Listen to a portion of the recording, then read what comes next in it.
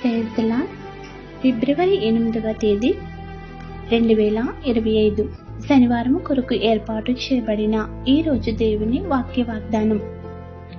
కీర్తనల గ్రంథం 71వ అధ్యాయము 21వ వచనం. దేవా, నా గొప్పతనమును వృద్ధి చేయుము. ఆమేన్.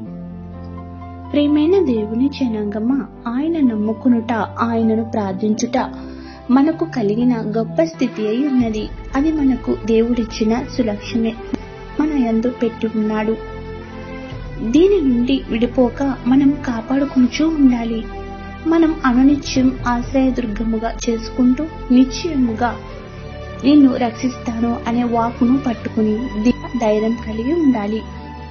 ఆయన బిడ్డలముగా ఉండటయే గొప్ప స్థితి ఉన్నది, గొప్పతనమైనది. అందుకే ఈ లోకంలో ఉన్నత స్థానంలో నిలుపుతానని, గొప్పతనమును పెంపొందించి గణపరుస్తానని వాగ్దానమిస్తున్నాడు. ఆయన నామము ఎరిగిన వారు గణపరచబడదురని రూఢిగా ఆయన సెలవిస్తున్నారు. ఆ వాక్కును అందుకుంటూ ఆ గొప్పతనమును వృద్ధి చేయమని వేడుకుందాం.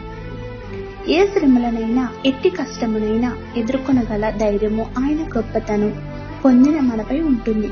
కావున యేసుక్రీస్తు నామమున గొప్ప స్థితిలో నిలబడగల ధన్యత దేవాది దేవుడు ఎల్లప్పుడూ మనకు అనుగ్రహించును గాక. ఆమేన్. ఇట్లా దేవుని సువార్త పరిచర్యలో ఈ సహోదరి. ఆమేన్. God bless you. అందరికీ మరణాత.